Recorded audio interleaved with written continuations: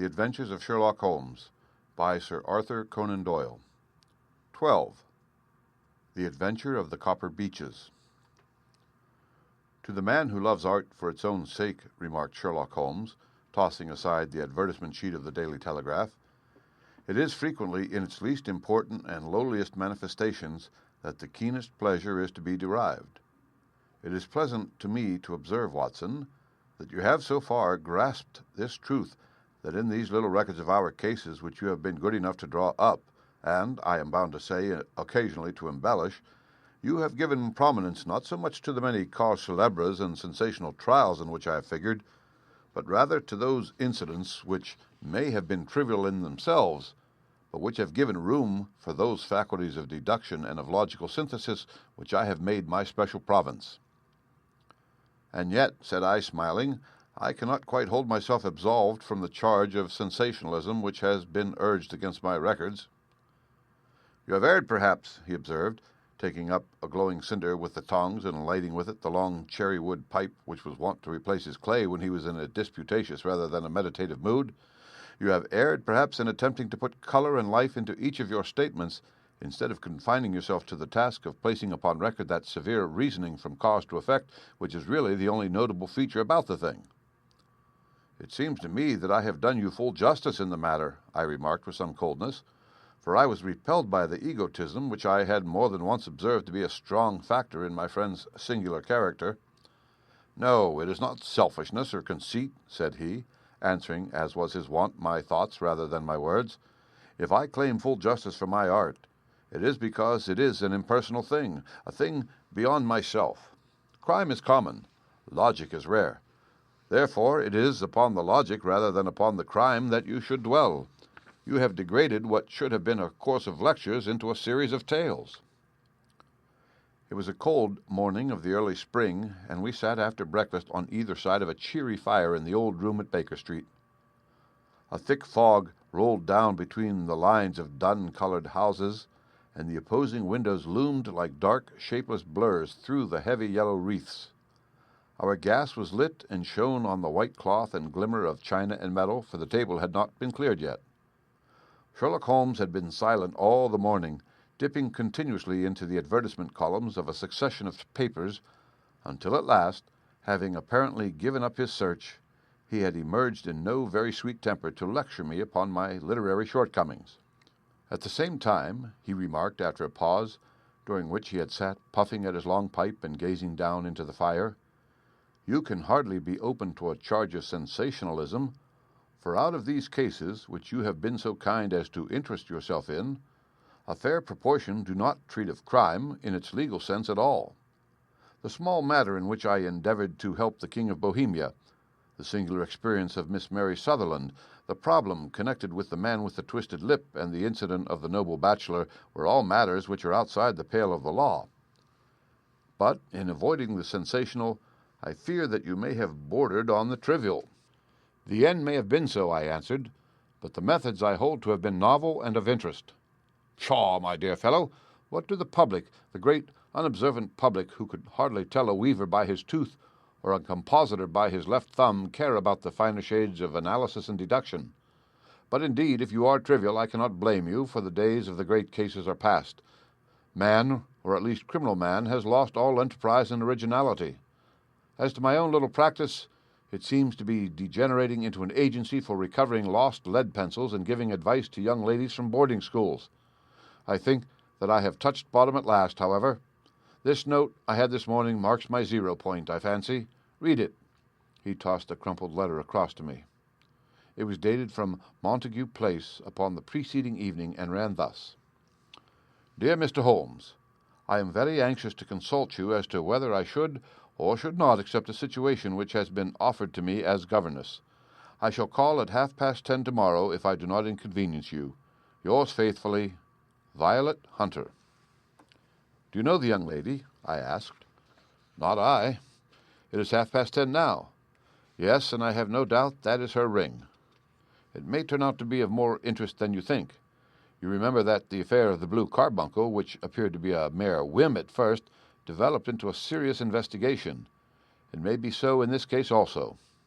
Well, let us hope so, but our doubts will very soon be solved, for here, unless I am much mistaken, is the person in question." As he spoke, the door opened, and a young lady entered the room.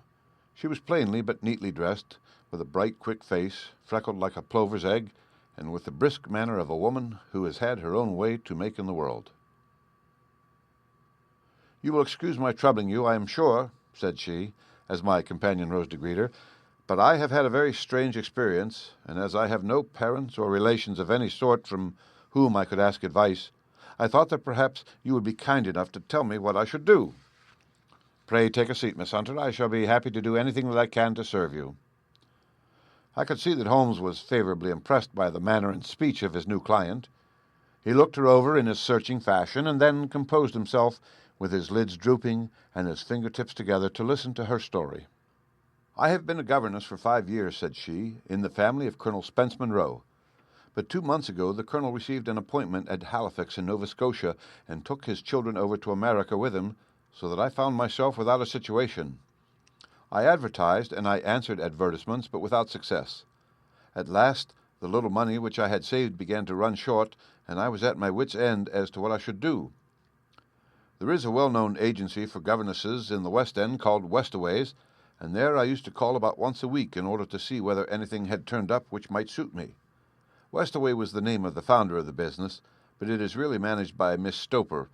She sits in her own little office, and the ladies who are seeking employment wait in an anteroom, and are then shown in one by one when she consults her ledgers and sees whether she has anything which would suit them. Well, when I called last week, I was shown into the little office as usual, but I found that Miss Stoper was not alone. A prodigiously stout man with a very smiling face, and a great heavy chin which rolled down in fold upon fold over his throat, sat at her elbow with a pair of glasses on his nose, looking very earnestly at the ladies who entered.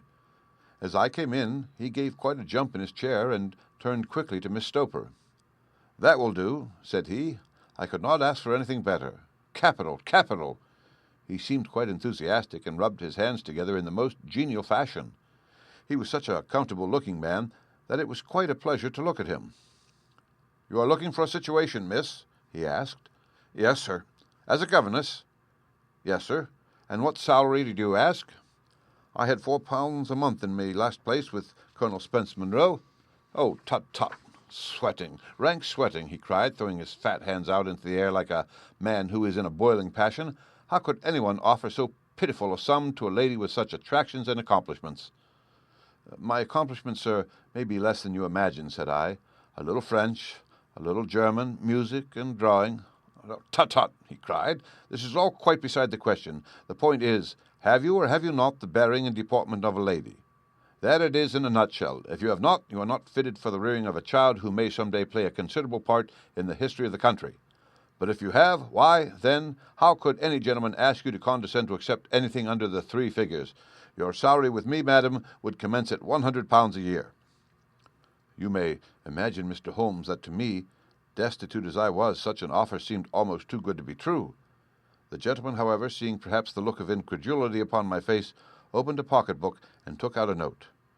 "It is also my custom," said he, smiling in the most pleasant fashion until his eyes were just 2 little shining slits amid the white creases of his face, "to advance to my young ladies half their salary beforehand, so that they may meet any little expenses of their journey and their wardrobe."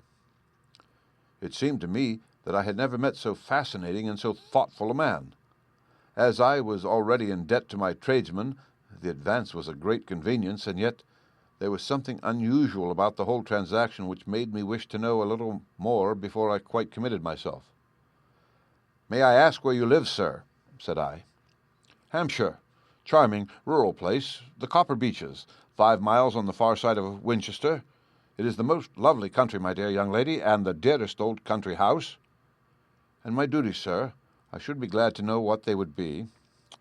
"One child, one dear little romper, just 6 years old. Oh, if you could see him killing cockroaches with a slipper. Smack, smack, smack, 3 gone before you could wink."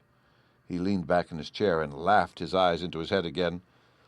I was a little startled at the nature of the child's amusement, but the father's laughter made me think that perhaps he was joking. "My sole duties, then," I asked, "are to take charge of a single child?" "No, no, not the sole, not the sole, my dear young lady," he cried. Your duty would be, as I am sure your good sense would suggest, to obey any little commands my wife might give, provided always that they were such commands as a lady might with propriety obey. You see no difficulty, eh?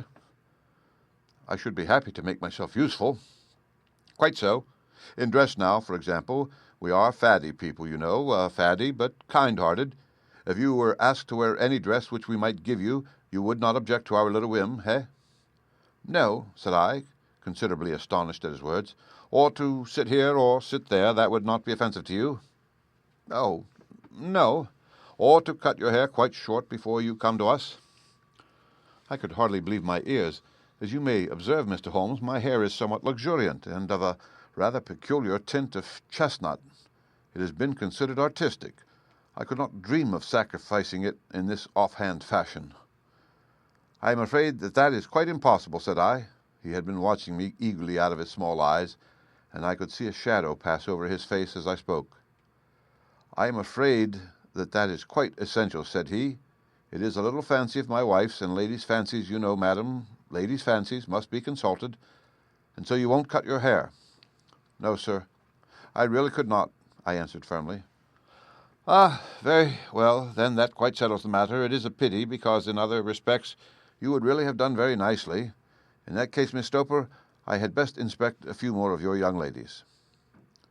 The manageress had sat all this while busy with her papers without a word to either of us, but she glanced at me now with so much annoyance upon her face that I could not help suspecting that she had lost a handsome commission through my refusal.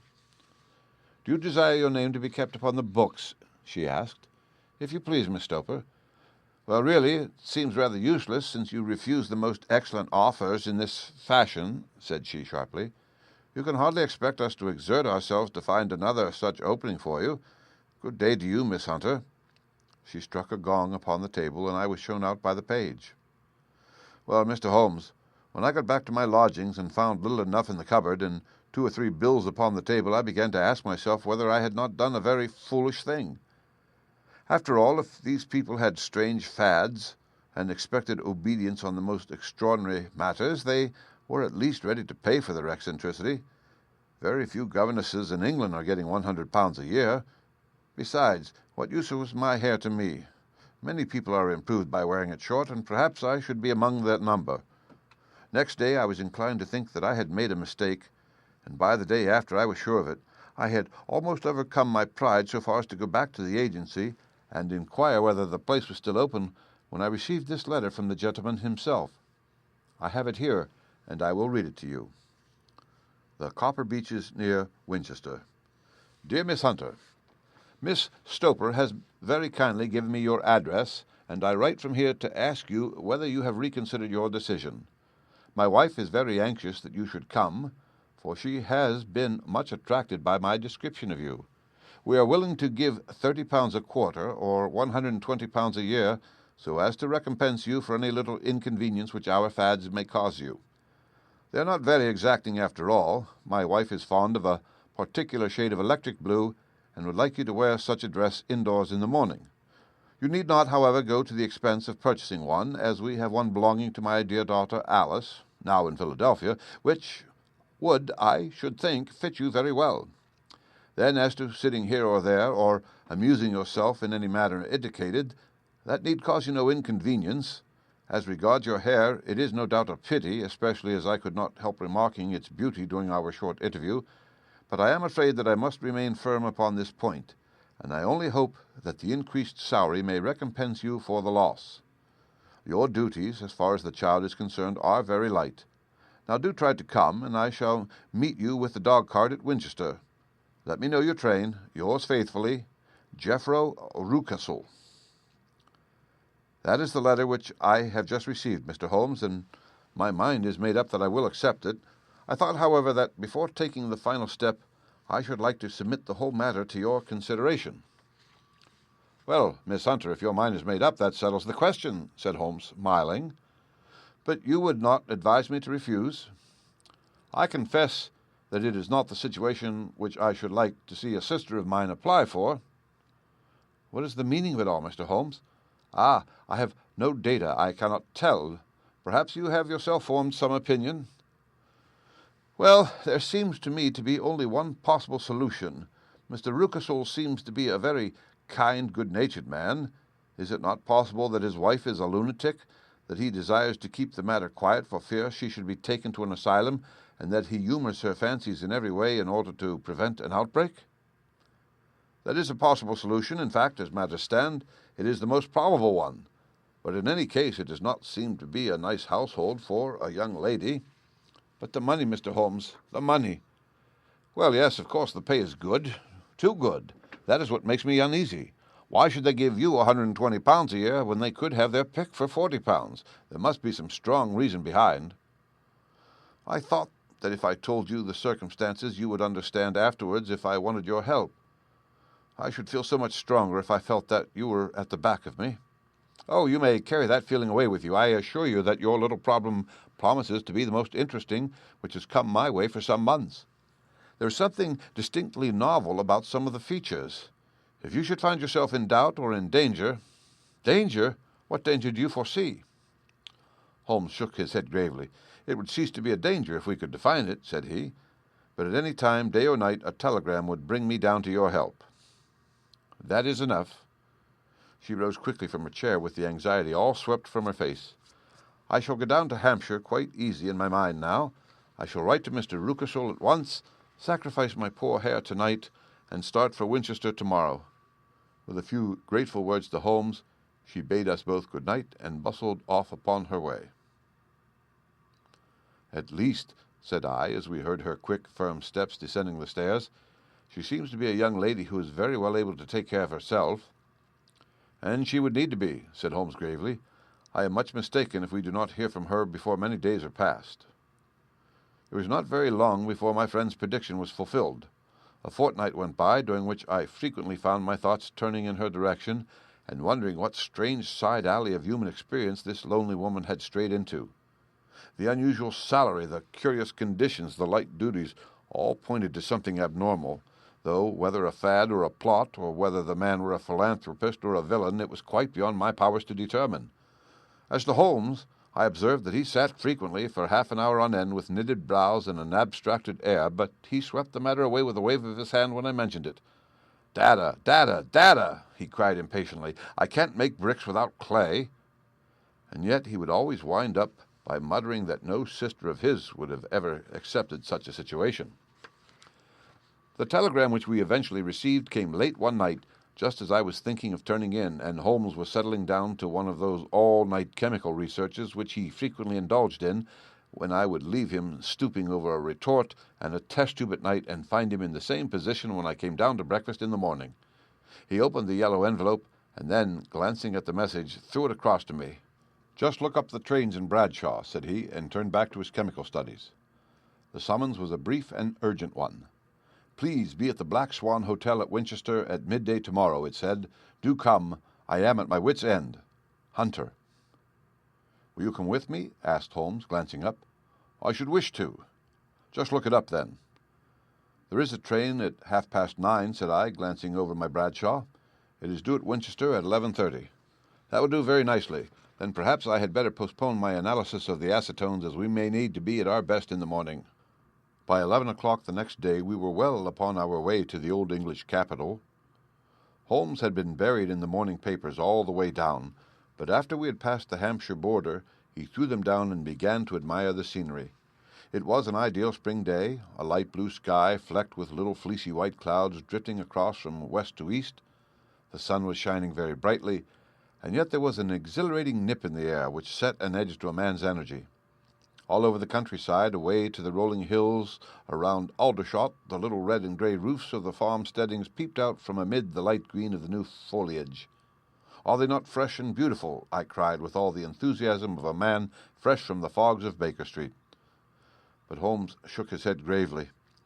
Do you know, Watson, said he, that it is one of the curses of a mind with a turn like mine, that I must look at everything with reference to my own special subject. You look at these scattered houses, and you are impressed by their beauty.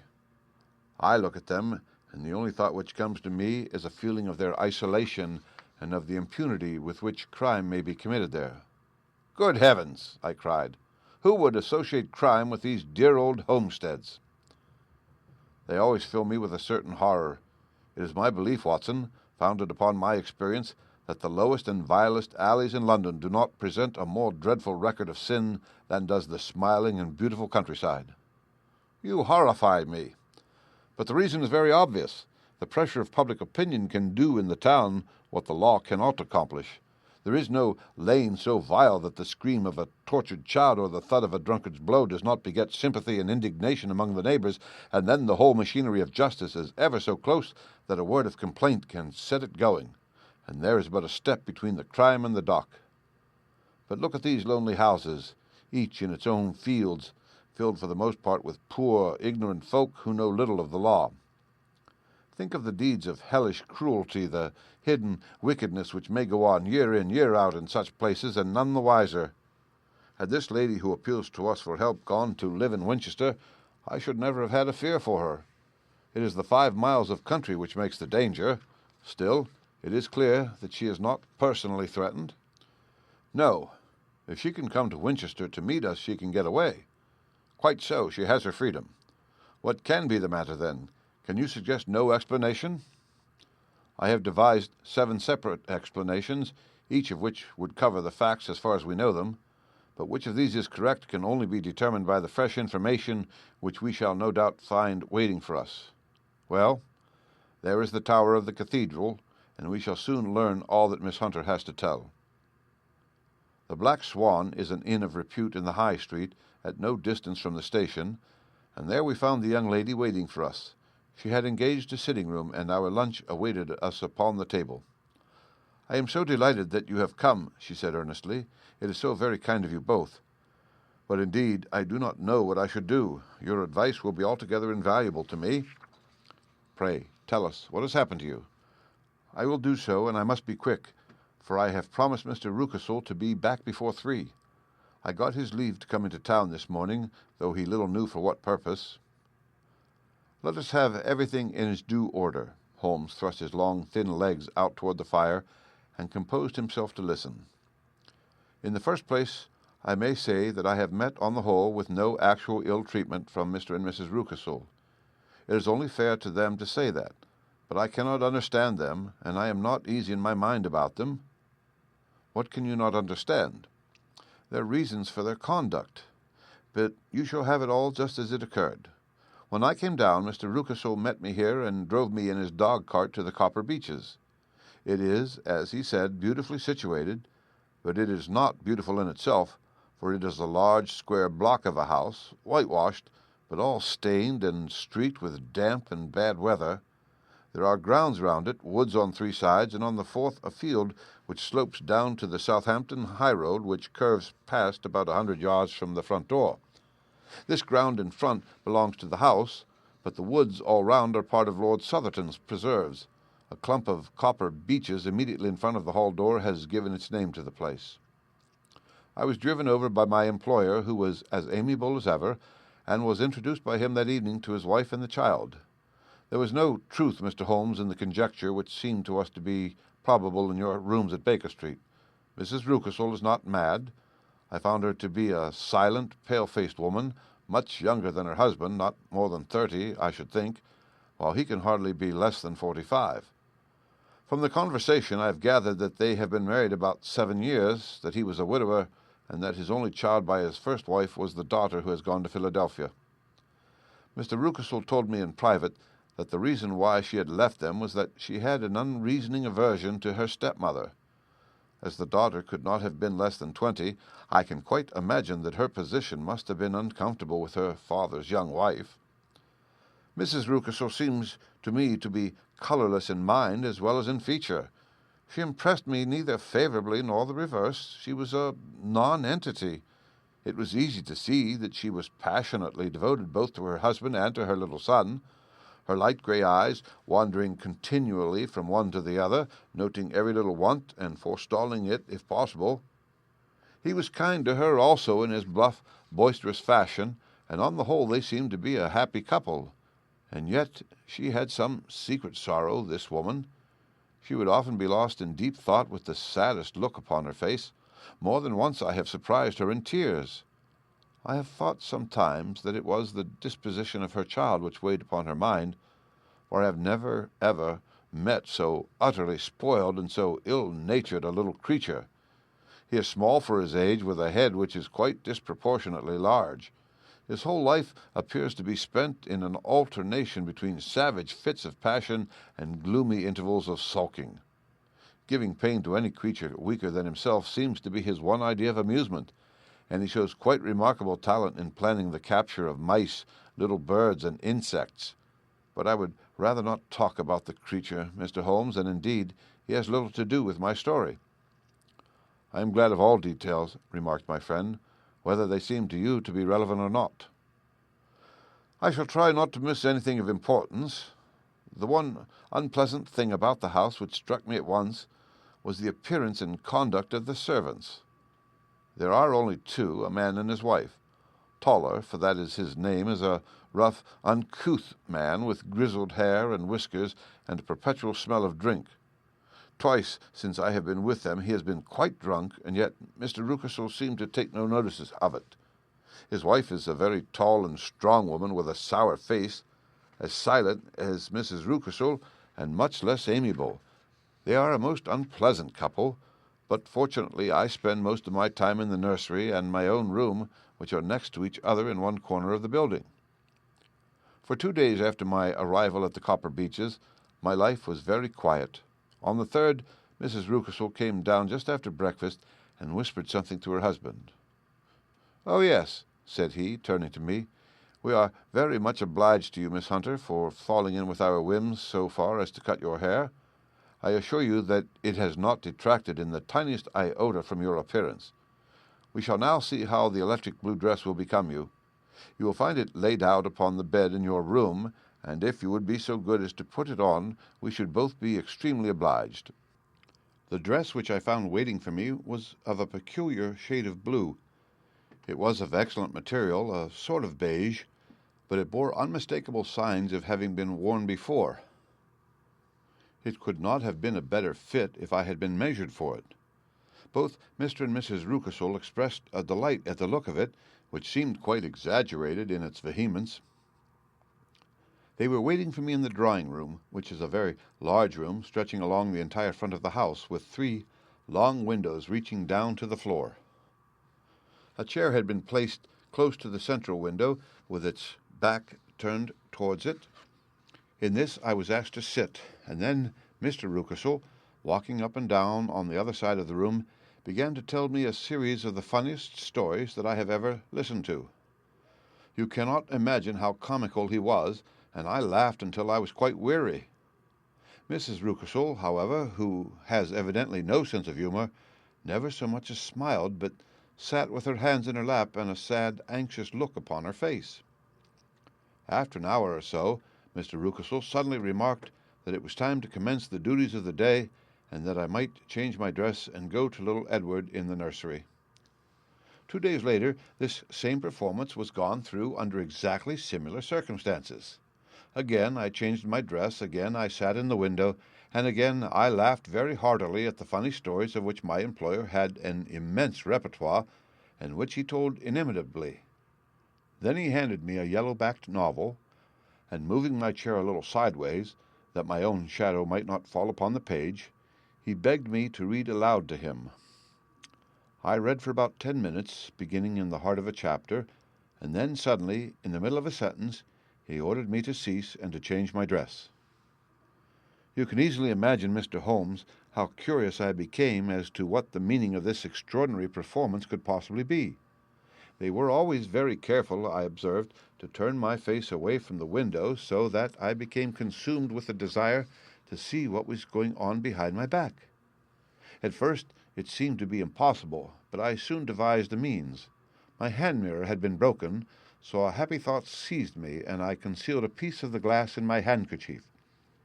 On the next occasion, in the midst of my laughter, I put my handkerchief up to my eyes, and was able, with a little management, to see all that there was behind me. I confess that I was disappointed. There was nothing. At least that was my first impression. At the second glance, however, I perceived that there was a man standing in the Southampton Road, a small bearded man in a grey suit, who seemed to be looking in my direction. The road is an important highway, and there are usually people there. This man, however, was leaning against the railings which bordered our field, and was looking earnestly up. I lowered my handkerchief and glanced at Mrs. Rucastle to find her eyes fixed upon me with a most searching gaze. She said nothing, but I am convinced that she had divined that I had a mirror in my hand, and had seen what was behind me. She rose at once. "Jeffro," said she, "there is an impertinent fellow upon the road there who stares up at Miss Hunter." "No friend of yours, Miss Hunter?" he asked. "No, I know no one in these parts." "Dear me, how very impertinent! Kindly turn round and motion to him to go away." "Surely it would be better to take no notice." "No, no, we should have him loitering here always. Kindly turn round and wave him away like that." I did as I was told, and at the same instant Mrs. Rucastle drew down the blind. That was a week ago, and from that time I have not sat again in the window, nor have I worn the blue dress, nor seen the man in the road. "Pray continue," said Holmes. "Your narrative promises to be a most interesting one." "You will find it rather disconnected, I fear, and there may prove to be very little relation between the different incidents of which I speak. On the very first day that I was at the Copper Beeches, Mr. Rucastle took me to a small outhouse which stands near the kitchen door. As we approached it, I heard the sharp rattling of a chain, and the sound as of a large animal moving about. "Look in here," said Mr. Rucastle, showing me a slit between two planks. "Is he not a beauty?" I looked through, and was conscious of two glowing eyes and of a vague figure huddled up in the darkness. "Don't be frightened," said my employer, laughing at the start which I had given. "It's only Carlo, my mastiff. I call him mine, but really old Toller, my groom, is the only man who can do anything with him. We feed him once a day, and not too much then, so that he is always as keen as mustard. Toller lets him loose every night, and God help the trespasser whom he lays his fangs upon. For goodness' sake, don't you ever on any pretext set your foot over the threshold at night, for it's as much as your life is worth." The warning was no idle one, for 2 nights later I happened to look out of my bedroom window about 2 o'clock in the morning. It was a beautiful moonlit night, and the lawn in front of the house was silvered over and almost as bright as day. I was standing wrapped in the peaceful beauty of the scene when I was aware that something was moving under the shadow of the Copper Beeches. As it emerged into the moonshine, I saw what it was. It was a giant dog, as large as a calf, tawny tinted, with hanging jowl, black muzzle, and huge projecting bones. It walked slowly across the lawn and vanished into the shadow upon the other side. That dreadful sentinel sent a chill to my heart which I do not think that any burglar could have done. And now I have a very strange experience to tell you. I had, as you know, cut off my hair in London, and I had placed it in a great coil at the bottom of my trunk. One evening, after the child was in bed, I began to amuse myself by examining the furniture of my room and by rearranging my own little things. There was an old chest of drawers in the room, the 2 upper ones empty and lower, the lower one locked.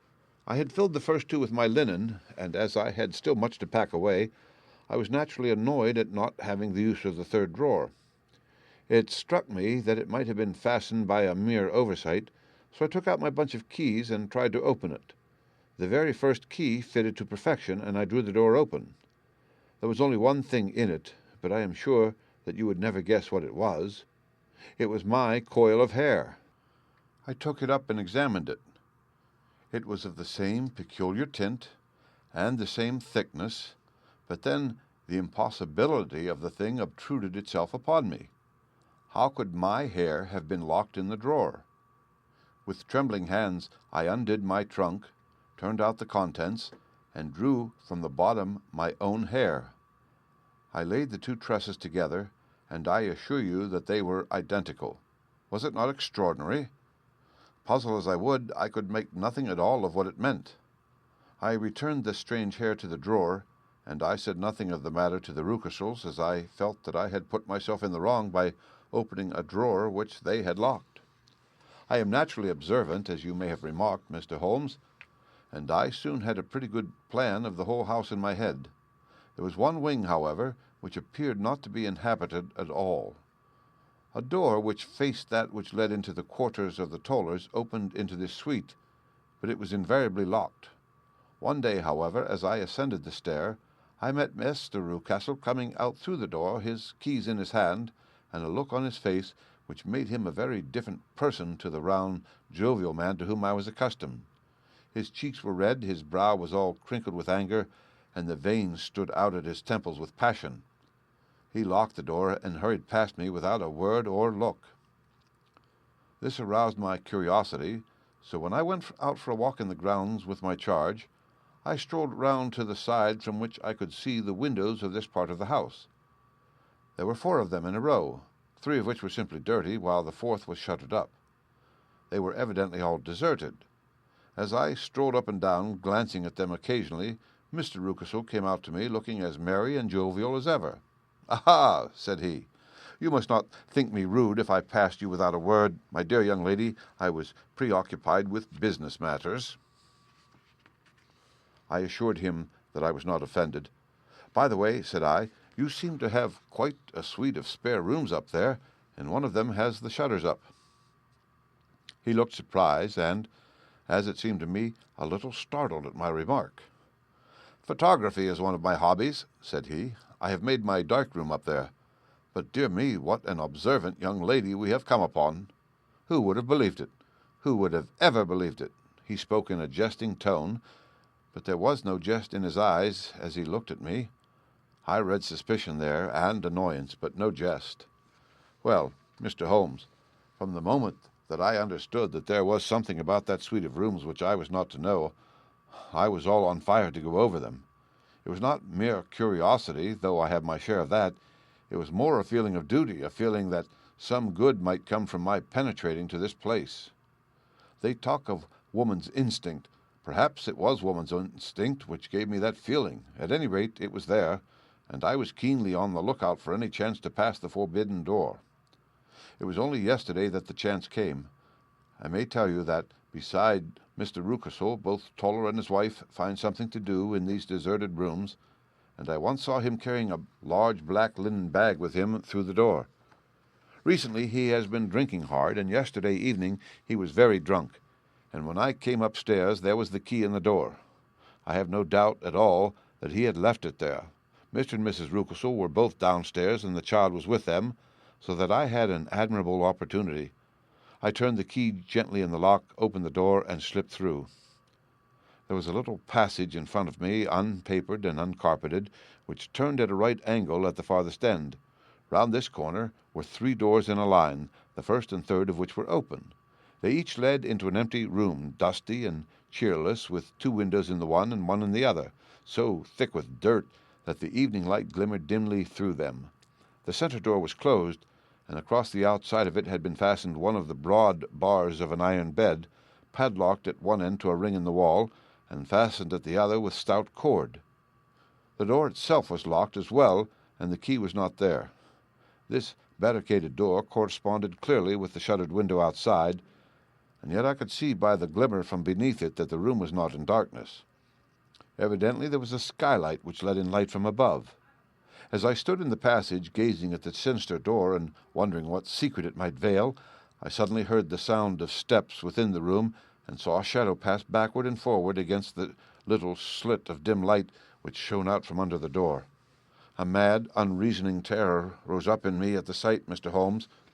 My overstrung nerves failed me suddenly, and I turned and ran as though some dreadful hand were behind me, clutching at the skirt of my dress. I rushed down the passage, through the door, and straight into the arms of Mr. Rucastle, who was waiting outside. "So," said he, smiling, "it was you, then. I thought that it must be when I saw the door open." "Oh, I am so frightened," I panted. My dear young lady, you cannot think how caressing and soothing his manner was. And what has frightened you, my dear young lady?" But his voice was just a little too coaxing. He overdid it. I was keenly on my guard against him. "I was foolish enough to go into the empty wing," I answered, "but it is so lonely and eerie in this dim light that I was frightened and ran out again. Oh, it is so dreadfully still in there." "Only that?" said he, looking at me keenly. "Why, what did you think?" I asked. Why do you think that I lock this door?" "I am sure that I do not know. It is to keep people out who have no business there. Do you see?"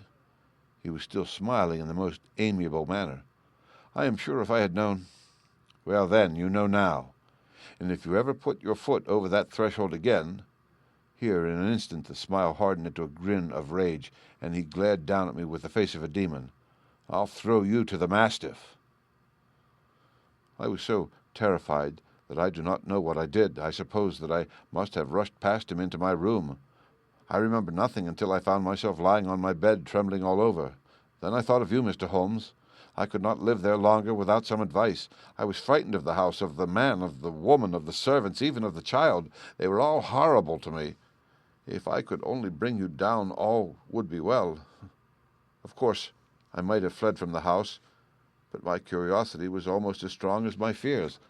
My mind was soon made up. I would send you a wire. I put on my hat and coat, went down to the office, which is about half a mile from the house, and then returned, feeling very much easier. A horrible doubt came into my mind as I approached the door, lest the dog might be loose. But I remembered that Toller had drunk himself into a state of insensibility that evening, and I knew that he was the only one in the household who had any influence with the savage creature, or would venture to set him free. I slipped in safety, and lay awake half the night in my joy at the thought of seeing you. I had no difficulty in getting leave to come into Winchester this morning, but I must be back before 3 o'clock, for Mr. and Mrs. Rucastle are going on a visit, and will be away all the evening, so that I must look after the child. Now, I have told you all my adventures, Mr. Holmes, and I should be very glad if you could tell me what it all means, and above all, what I should do." Holmes and I had listened spellbound to this extraordinary story. My friend rose now and paced up and down the room, his hands in his pockets, and an expression of the most profound gravity upon his face. "Is Toller still drunk?" he asked. "Yes. I heard his wife tell Mrs. Rucastle that she could do nothing with him." "That is well. And the Rucastles go out tonight?" "Yes." "Is there a cellar with a good strong lock?" "Yes, the wine cellar." "You seem to me to have acted all through this matter like a very brave and sensible girl, Miss Hunter. Do you think that you could perform one more feat?" "I should not ask it of you if I did not think you a quite exceptional woman." "I will try. What is it?" "We shall be at the Copper Beeches by 7 o'clock, my friend and I. The Rucastles will be gone by that time, and Toller will, we hope, be incapable. There only remains Mrs. Toller, who might give the alarm. If you could send her into the cellar on some errand, and then turn the key upon her, you would facilitate matters immensely." "I will do it." "Excellent. We shall then look thoroughly into the affair. Of course, there is only one feasible explanation. You have been brought there to personate someone, and the real person is imprisoned in the chamber. That is obvious. As to who this prisoner is, I have no doubt that it is the daughter, Miss Alice Rucastle. If I remember right, who was said to have gone to America, you were chosen doubtless as resembling her in height, figure, and the color of your hair. Hers had been cut off, very possibly in some illness through which she has passed, and so, of course, yours had to be sacrificed also. By a curious chance, you came upon her tresses. The man in the road was undoubtedly some friend of hers, possibly her fiancé, and no doubt, as you wore the girl's dress and were so like her, he was convinced from your laughter whenever he saw you, and afterwards from your gesture, that Miss Rucastle was perfectly happy, and that she no longer desired his attentions. The dog is let loose at night to prevent him from endeavoring to communicate with her. So much is fairly clear. The most serious point in the case is the disposition of the child." "What on earth has that to do with it?" I ejaculated. "My dear Watson, you as a medical man are continually gaining light as to the tendencies of a child by the study of the parents. Don't you see that the converse is equally valid? I have frequently gained my first real insight into the character of parents by studying their children. This child's disposition is abnormally cruel merely for cruelty's sake, and whether he derives this from his smiling father, as I should suspect, or from his mother, it bodes evil for the poor girl who is in their power." "I'm sure that you are right, Mr. Holmes," cried our client. "A thousand things come back to me which make me certain that you have hit it. Oh, let us lose not an instant in bringing help to this poor creature." "We must be circumspect, for we are dealing with a very cunning man. We can do nothing until 7 o'clock. At that hour we shall be with you, and it will not be long before we solve the mystery." We were as good as our word, for it was just 7 when we reached the Copper Beeches, having put up our trap at a wayside public-house. The group of trees, with their dark leaves shining like burnished metal in the light of the setting sun, were sufficient to mark the house even had Miss Hunter not been standing smiling on the doorstep. "Have you managed it?" asked Holmes. A loud thudding noise came from somewhere downstairs. "That is Mrs. Toller in the cellar," said she. "Her husband lies snoring on the kitchen rug. Here are his keys, which are duplicates of Mr. Rucastle's." "You have done very well indeed," cried Holmes with enthusiasm. "Now, lead the way, and we shall soon see the end of this black business."